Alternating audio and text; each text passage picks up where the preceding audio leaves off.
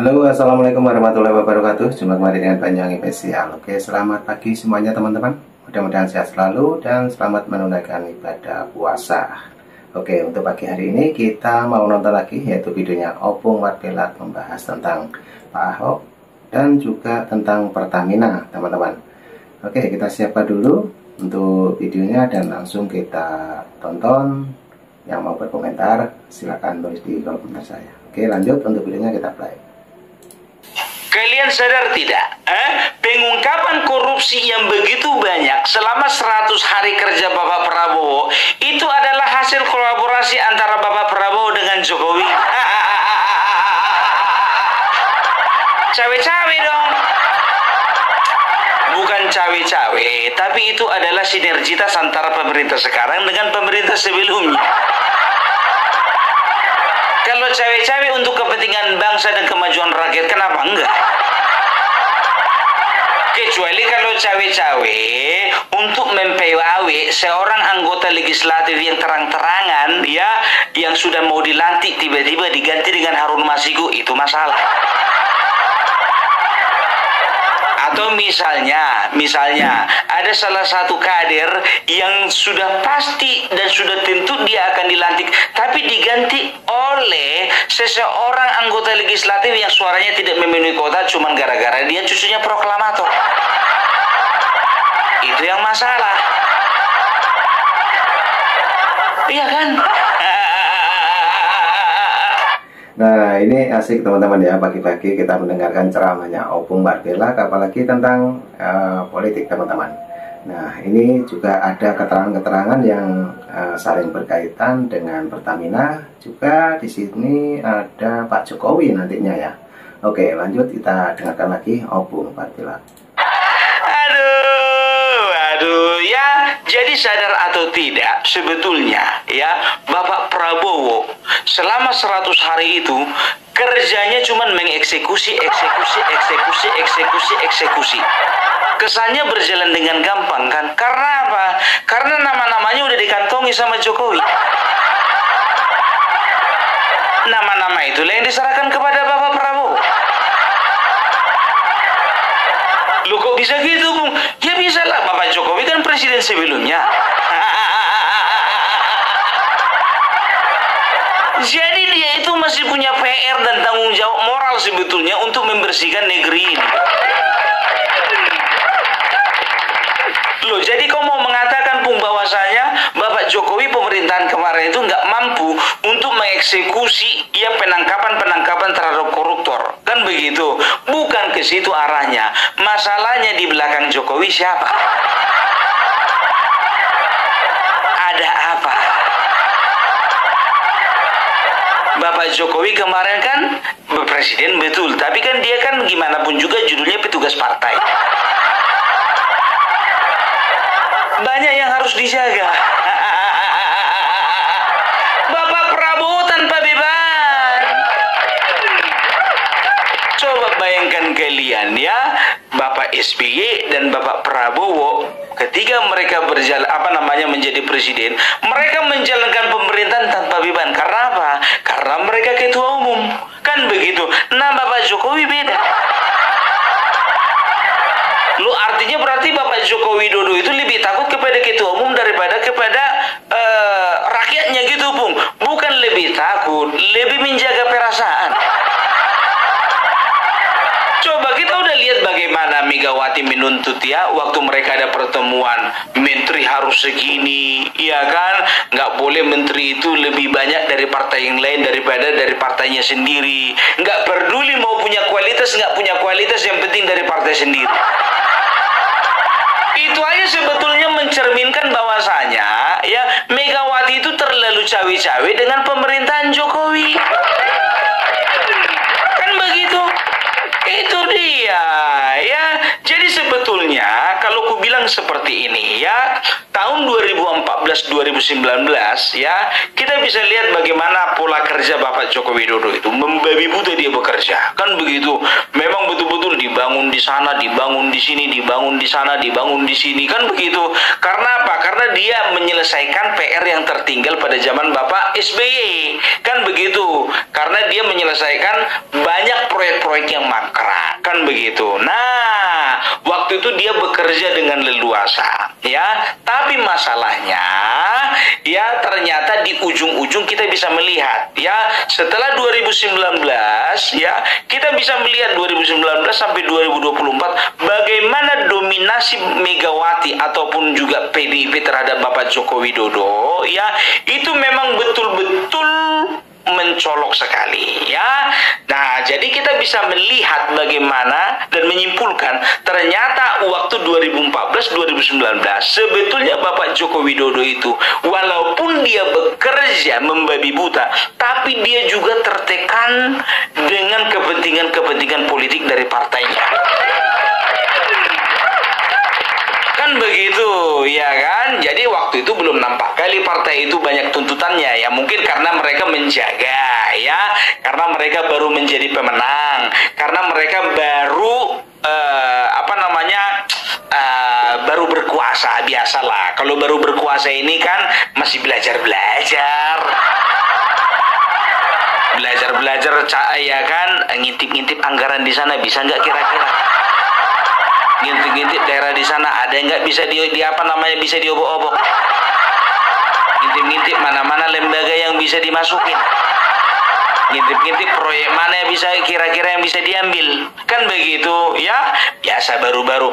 Nah, 2019 ya sampai 2024 kelihatan bukan Bapak Jokowi yang membabi buta, malah Megawati yang membabi buta.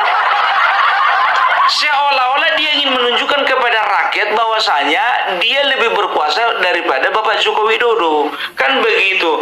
Nah, sebetulnya hati kecil Bapak Joko Widodo itu memberontak. Karena apa? Ya, harusnya pemerintahan boleh berjalan dengan maksimal, pembangunan boleh berjalan dengan maksimal, ya, tapi terkendala oleh karena kepentingan-kepentingan. Kok bisa kau bilang seperti itu, Pung? Nggak usah banyak cerita, udah tahu kita. Ya, apalagi yang namanya petugas partai, ya mau tidak mau dia harus mengutamakan kepentingan partainya daripada kepentingan publik. Difitnah kok, Pung. Kan kita sudah bisa melihat, ya, bagaimana mereka marahnya ketika Joko Widodo keluar dari lingkaran mereka. Karena apa? Karena tidak ada lagi yang bisa mereka atur-atur.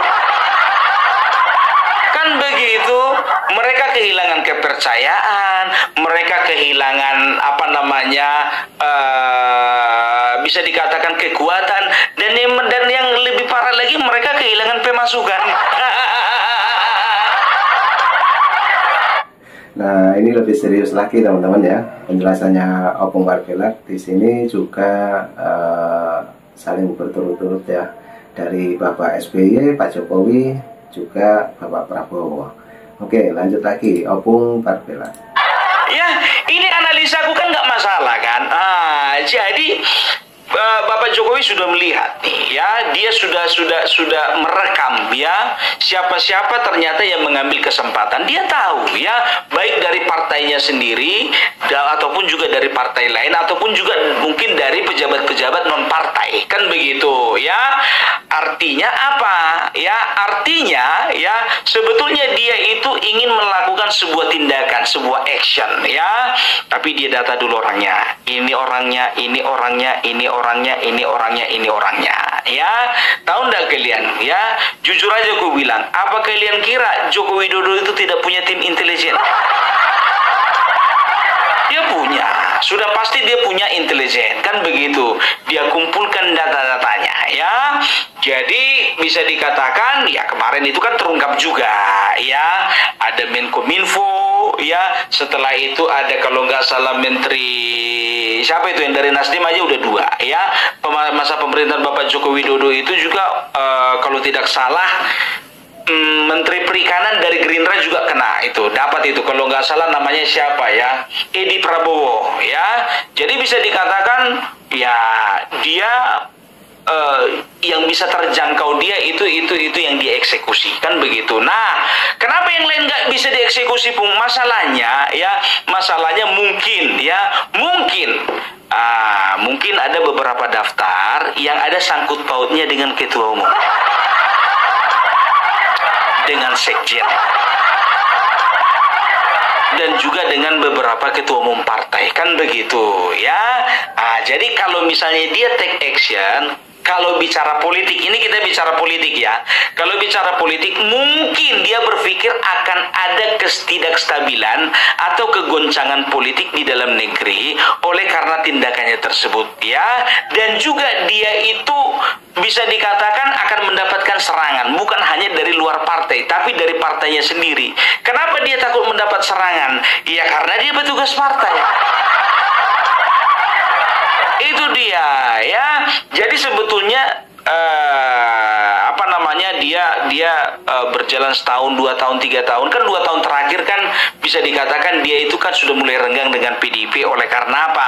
Oleh karena dia mendukung Bapak Prabowo. Sebetulnya di awal-awal itu dia berharap ya Ganjar Pranowo itu ya bisa dijadikan atau bisa dikatakan bisa dia mentori ya, bisa dia mentori sebagai penggantinya untuk menerima legasi dari Bapak Joko Widodo, kan begitu, untuk membungkam para koruptor ini ya. Jadi kan kalau kita bisa lihat kan kalau 2014-2019 fokus Bapak Joko Widodo itu adalah kepada pembangunan, kan begitu ya. Jadi bisa dikatakan kalau untuk pemberantasan korupsi ya mungkin dia ada pertimbangan-pertimbangan, kan begitu, bukan karena takut, bukan karena dia tidak mandiri, bukan ya, karena ini berbicara stabilitas politik ya, kan begitu. Jadi mungkin dia beranggapan bahwasanya Ganjar ini bisa dia mentori ya sebagai seorang pemimpin nantinya, the next leader, the next presiden ya, untuk membawa bangsa ini lebih bersih lagi. Kan sudah dibangun Bapak Jokowi, kan begitu. Nah, sekarang tugasnya Ganjar untuk membersihkan, untuk memaintain, kan begitu ya.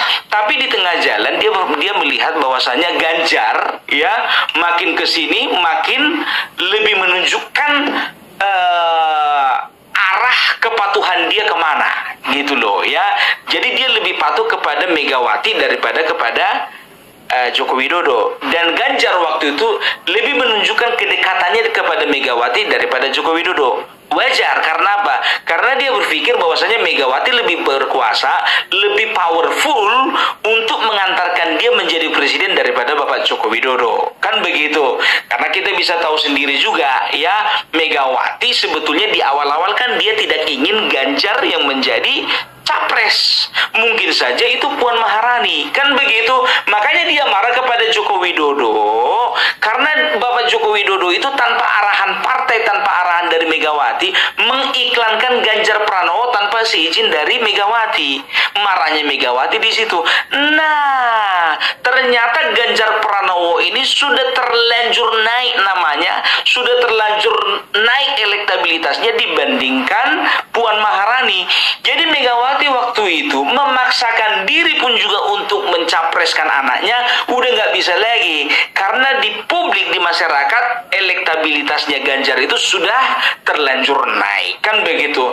Nah, Bapak Joko Widodo melihat ya, ini kalau misalnya dibiarkan ya, maka maka bangsa ini nggak akan pernah bersih daripada korupsi ya, maka bangsa ini akan dipimpin oleh orang yang dikontrol oleh orang lain ya, sama seperti dia dikontrol ya oleh ketua umumnya, kita bilang aja lah seperti itu ya. Nah, jadi dia melihat ada kemungkinan kedua ya, ada kemungkinan kedua. Dia mulai tawarkan lagi kepada Ganjar ya, kalau memang seperti itu, bagaimana kalau misalnya Bapak Prabowo menjadi presidennya, Ganjar menjadi wakil? Ya, itu yang ditawarkan. Karena apa? Karena Bapak Joko Widodo itu berpendapat bahwasanya Bapak Prabowo ini pasti akan lebih bisa diandalkan untuk membawa Indonesia yang lebih bersih daripada Ganjar, kan begitu.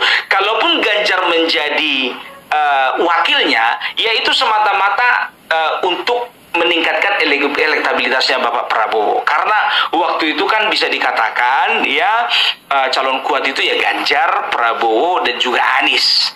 Waktu belum ada Bapak Prabowo, ya paling kuat itu adalah Ganjar dan juga Anies, kan begitu. Nah, jadi Bapak Prabowo hadir, ya dihadirkan Bapak Jokowi, mulailah mereka itu dipertemukan, kan begitu ya. Mungkin secara pribadi Ganjar melihat ada keklopan antara kalau dia jadi wakil, Bapak Prabowo jadi presiden kayaknya cocok, kan begitu, dan bakalan menang melawan Anies. Nah, masalahnya partai PDIP dan juga Megawati terlalu egois waktu itu, kan begitu, sehingga mereka itu beranggapan kenapa kami harus jadi wakil kalau bisa jadi presiden, kan begitu.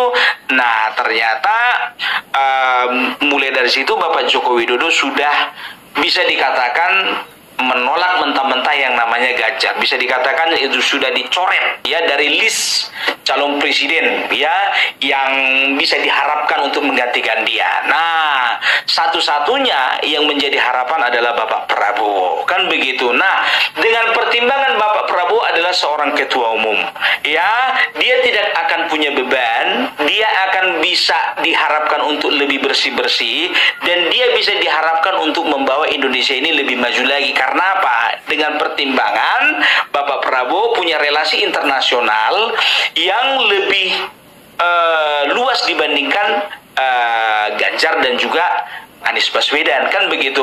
Kalau kita berbicara presiden itu ya kelasnya harus seperti itu dong, kan begitu. Bisa diterima di dalam negeri dan juga bisa diterima di dunia luar gitu loh ya, di negara-negara di dunia luar ya. Jadi ternyata di tengah jalan ya mungkin mereka bersepakat antara Bapak Jokowi dengan Bapak Prabowo ya.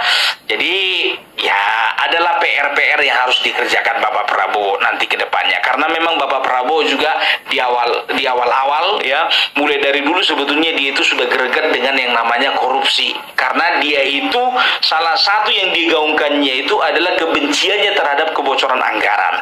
Kenapa bisa bocor anggaran? Sudah pasti ada korupsi, kan begitu. Nah, kebetulan Bapak Jokowi berkolaborasi dengan Bapak Prabowo, ya akhirnya mereka bangun kepercayaan satu dengan yang lainnya. Jadi data-data mengenai koruptor-koruptor ya itu diberikan, sudah pasti itu diberikan kepada Bapak Prabowo.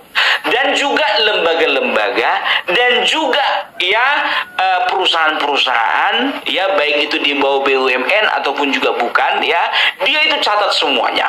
Semua informasi yang diterima dari intelijennya dia ya, bisa dikatakan itu semua diserahkan kepada Bapak Prabowo. Karena apa? Ya, karena bisa dikatakan Bapak Prabowo satu-satunya yang diharapkan untuk membersihkan Indonesia ini. Nah, tugas satu-satu ya.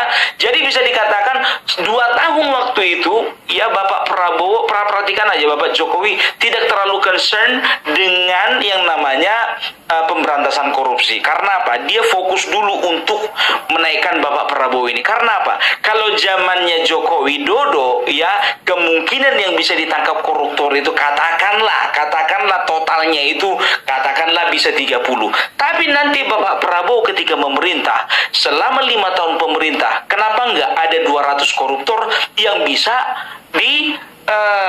gulung, yang bisa ditangkap ya, baik itu pejabat-pejabat dari partai ataupun juga pejabat-pejabat non partai, kan begitu ya. Bapak Prabowo nggak punya beban ya, karena apa? Dia mau jaga perasaan siapa ya? Dia mau jaga perasaan ketua umum yang lainnya? Dia enggak ya. Karena apa? Karena dia adalah pimpinan daripada koalisi ya, pasti ya dia akan mengingatkan kepada ketua-ketua umum lainnya, anak buahmu begini, anak buahmu begitu, anak buahmu begini, anak buahmu begitu, kan begitu ya. Jadi bisa dikatakan dia harus memastikan ya bahwasanya setiap korupsi yang dilakukan ya, apapun partainya, apapun posisinya ya, di lembaga apapun, semuanya harus bersih. Nah, inilah pembahasan Opung yang sangat mendetail ya tentang pemerintahan, apalagi membahas tentang pemilu kemarin, teman-teman. Nah, itulah yang menjadi fokus pembicaraan dari Opung Berkilap untuk hari ini, teman-teman ya. Oke, jadi kita lanjutkan kembali. Ini karena videonya masih panjang ya teman-teman. Oke, kita lanjutkan. Let's go. Itu dia, jadi makanya gue bilang ya, kenapa terkesan smooth gitu, terkesan lancar, karena nama-namanya sudah ada sama Bapak Joko Widodo, kan begitu ya. Nah, kenapa Pung PDIP kok merasa dipojokkan? PDIP kenapa merasa disudutkan? Kenapa PDIP merasa terzulimi? Ya kenapa PDIP merasa terzulimi? Ya tanya kepada diri sendiri. Kemarin waktu 10 tahun berkuasa bersih nggak? Kan begitu, kalau memang bersih kenapa harus takut? Kan begitu ya. Kecuali kalau memang kalian bermain kotor, bermain lumpur kemarin itu, lihat akibatnya. Bapak Prabowo nggak bakalan main-main, kan begitu ya. Jadi partai PDIP ini seolah-olah ingin memframing kepada kita semuanya bahwasanya Bapak Joko Widodo dan juga Bapak Prabowo mereka berkolaborasi untuk mematikan PDIP. Bukan itu masalahnya ya, karena memang sudah terlanjur banyak orang-orang dari PDIP, entah itu kader, entah itu simpatisan, entah itu kepala-kepala daerah ya, dari mereka itu memang jumlahnya sangat banyak yang melakukan korupsi, kan begitu. Karena kebetulan aja PDIP yang berkuasa kemarin itu, wajar dong kalau misalnya partai yang berkuasa mereka itu melakukan melakukan penyelewengan. Karena apa? Karena berkuasa, ya kan? Kenapa partai umat nggak bisa menyeleweng? Karena nggak berkuasa. Coba kalau misalnya partai umat berkuasa, apa bisa kalian jamin nggak ada penyelewengan? Kan begitu, sama waktu zaman Bapak SBY, kan begitu. 5 tahun pertama kita bisa melihat bagaimana Demokrat bekerja keras, melakukan pembangunan ini, pembangunan itu, dan kita bisa melihat bagaimana politisi-politisi Demokrat itu memang betul-betul dilirik oleh masyarakat, kan begitu. Tapi periode kedua kita bisa melihat bagaimana mereka itu makan uang negara, baik yang ada di kementerian dan juga yang ada di yang ada di lembaga-lembaga, baik itu lembaga legislatif dan juga lembaga yudikatif, dan juga di perusahaan-perusahaan negara ya. Tapi ya itu dia, itulah bobroknya ya. Itu adalah ya, jadi bisa dikatakan Demokrat kehilangan kepercayaan dari masyarakat, kan begitu. Oleh karena apa? Oleh karena tingkah laku daripada kader-kadernya yang ada di Demokrat. Loh Pung, itu pun juga SBY juga kemungkinan besarnya itu kan juga terlibat loh. Sekarang begini, kalau memang terlibat dia, contohnya kan sampai sekarang belum ada pembuktian di persidangan.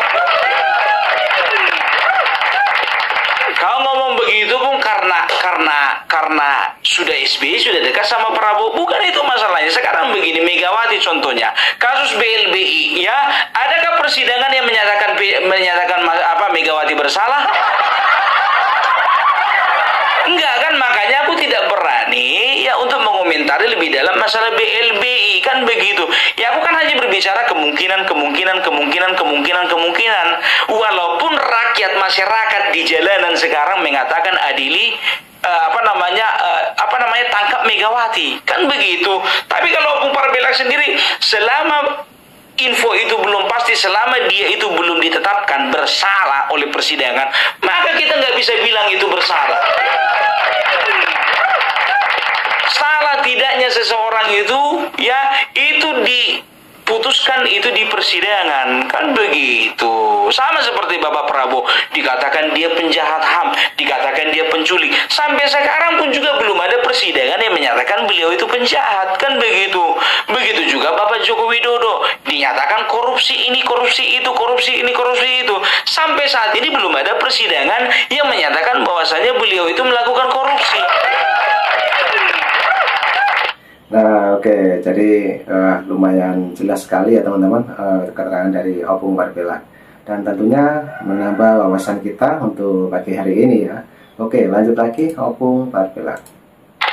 Kan begitu, itu dia. Jadi kalau cuma sekedar asumsi, ya inilah yang sedang disebarkan oleh partai PDIP, kan begitu. Jadi mereka beranggapan bahwasanya ketika orang-orang mereka memang ditangkap satu-satu, yang ini ditangkap, ini ditangkap, ini ditangkap, ini ditangkap, mereka framing lah itu seolah-olah sebagai kriminalisasi dan politisasi, padahal sebetulnya mereka itu pelaku, kan begitu. Kalau misalnya PKB contohnya yang berkuasa 10 tahun, ya itu pasti bakalan PKB yang diangkut, anggota-anggotanya, kader-kadernya, kan begitu. Kita nggak usah terlalu naif lah. Itu dia. Jadi sekarang nggak ada ajang balas dendam antara Jokowi dengan PDIP, nggak ada, ya. Yang namanya koruptor harus diangkut. Ya, jadi itu dia. Ya, jadi bisa dikatakan, ya, pemerintahan Bapak Prabowo ini, ya, bisa dikatakan aman. Karena apa? Ya, tidak ada satu partai pun, tidak ada satu oknum pun, tidak ada satu orang pun yang berani menyerang Bapak Prabowo. Karena apa? Ya, karena kita bisa lihat bagaimana track record Bapak Prabowo. Satu-satunya yang berani menghina Bapak Prabowo adalah mahasiswa yang baru ditangkap kemarin. Itu ya, jadi bisa dikatakan ya Bapak Jokowi makanya dia itu menggantungkan pilihannya, bukan menggantungkan sih, lebih tepat menetapkan pilihannya ya kepada Bapak Prabowo, dan dia terang-terangan mendukung Bapak Prabowo ya untuk menjadi presiden, mengendorse Bapak Prabowo menjadi presiden, karena dia lihat ya bahwasanya Bapak Prabowo ketika jadi presiden ini nggak ada yang berani ganggu, kan begitu. Masalahnya wakilnya sekarang anaknya Bapak Jokowi, anaknya yang diganggu. Tapi nggak apa-apa, nggak masalah itu. Yang penting pemerintahan Bapak Prabowo boleh berjalan dengan lancar ya. Jadi kita akan melihat ya, aku nggak terlalu yakin kalau kasus Pertamina ini adalah kasus terakhir. Nggak terlalu yakin ya, karena aku melihat ya 100 hari saja sudah ada pengungkapan yang luar biasa ya. Kita akan melihat pengungkapan lainnya ya. Kita akan melihat mungkin di Telkom, mungkin di PLN, mungkin di BRI, mungkin di Mandiri, mungkin di bank-bank lainnya, kan begitu. Pokoknya ya Indonesia ini akan semakin terang, bukan semakin gelap. Kenapa? Karena sudah terungkap, ini terungkap ya, inilah yang dinamakan Indonesia terang. Kenapa mereka katakan Indonesia gelap? Karena pencaharian mereka yang mulai gelap, kekuasaan mereka mulai gelap, masa depan mereka di 2029 yang mulai gelap. Itu dia ya. Jadi kalau bicara tentang pengungkapan korupsi, jangan bilang Indonesia gelap. Justru waktu kalian berkuasa 10 tahun itu menandakan Indonesia gelap. Kenapa bisa gelap? Ditutup-tutupi. Kenapa bisa ditutup-tutupi? Ya kan, menjaga perasaan si ini. Apa bisa presiden menjaga perasaan? Mau nggak mau secara politik, kan begitu. Ya sekarang udahlah ya, Indonesia sedang menuju kepada masa kejayaan. Ya, jadi apapun yang Bapak Jokowi kerjakan selama ini ya, itu semata-mata hanya untuk membangun bangsa ini. Coba perhatikan kalian IKN ya. Sekarang ya kemarin itu banyak sekali pihak-pihak yang menuding bahwasanya IKN itu adalah alasan Jokowi untuk korupsi ya, mengatakan bahwasanya nggak ada gunanya IKN dibawa ke ibu kota, pindah ke Kalimantan. Apa tujuannya? Ya, berarti ada proyek, berarti ada uang masuk, berarti ada lahan untuk korupsi, kan begitu ya. Padahal sebetulnya Bapak Jokowi beserta beberapa orang yang sudah memang ahli ya, apalagi di bidang tata kelola kota ya, mereka melihat bahwasanya Jakarta udah nggak layak lagi untuk menjadi ibu kota. Karena yang pertama dari segi kepadatan penduduk, yang kedua dari keadaan alam ya. Coba bayangkan kalian ya, setahun itu bisa sampai 18 sampai 20 cm Jakarta amblas. Coba bayangkan kalian selama 1 tahun ya. Jadi kalau misalnya dibiarkan ya, ini bakalan berbahaya kelihatan sekarang kan, kemarin waktu awal-awal pilkada bagaimana Jakarta banjir. Sekarang perhatikan kalian di Bekasi, nggak pernah sejarahnya mall itu kebanjiran, sekarang banjir. Banjirnya sampai 4 meter. Nah, itulah yang diwanti-wanti pemerintahan Joko Widodo waktu dulu. Makanya nggak salah Bapak Joko Widodo itu mau memindahkan ibu kota negara ke IKN. Karena apa? Karena sudah terlalu padat dan juga alam ya itu sudah tidak memungkinkan gitu loh ya. Tapi datang Amin Rais, Refli Harun, Rocky Gerung, semuanya menyerang ya mengenai masalah IKN itu. Ya kan, sekarang coba ada yang berani bantah? Udah banjir sekarang. Coba tagih dulu omongan itu sama Amin Rais. Tagih dulu bacotnya itu si Rocky Gerung. Tagih dulu kata-katanya si Refli Harun. Ya, itu dia.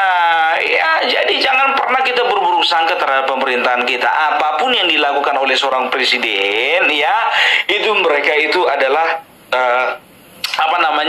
punya visi dan misi untuk memajukan bangsa ini. Jujur gue bilang ya, kalau misalnya Ganjar menjadi presiden, aku dukung. Walaupun aku bukan pemilih Ganjar. Kalaupun Anies Baswedan kemarin jadi presiden, aku dukung. Walaupun aku bukan pemilih Anies Baswedan. Nah, masalahnya alam menolak mereka. Ditolak alam. Kan begitu ya. Ya, jadi itulah dulu dari Opung Parbelak ya. Jadi mudah-mudahan ini boleh membuka mata kita ya. Kenapa pengungkapan korupsi itu memang betul-betul masif? Karena memang sebetulnya sudah sejak lama. Kan para ahli juga mengatakan bahwasanya ya, ini sudah korupsi ini sudah bertahun-tahun, berpuluh-puluh tahun, dan perlu ada sosok yang berani ya untuk mengungkapkan ini semuanya. Coba lihat Bapak Prabowo ya, Riza Khalid itu donaturnya Bapak Prabowo tahun 2014. Tapi dia nggak peduli anaknya diangkut. Kan begitu ya. Jadi yang penting ya kita izinkan Bapak Prabowo bekerja dengan leluasa. Oke? Itu dia ya. Jadi kalau PDIP merasa terzalimi, itu perasaan mereka saja. Merasa tersudutkan, itu perasaan mereka saja ya. Merasa terpojokkan, itu perasaan mereka saja ya. Ya, jadi nggak ada alasan gitu ya, karena memang kebetulan banyak dari mereka yang kena. Kan begitu ya. Jadi itu dulu dari Opung Parbelak. Salam NKRI harga mati.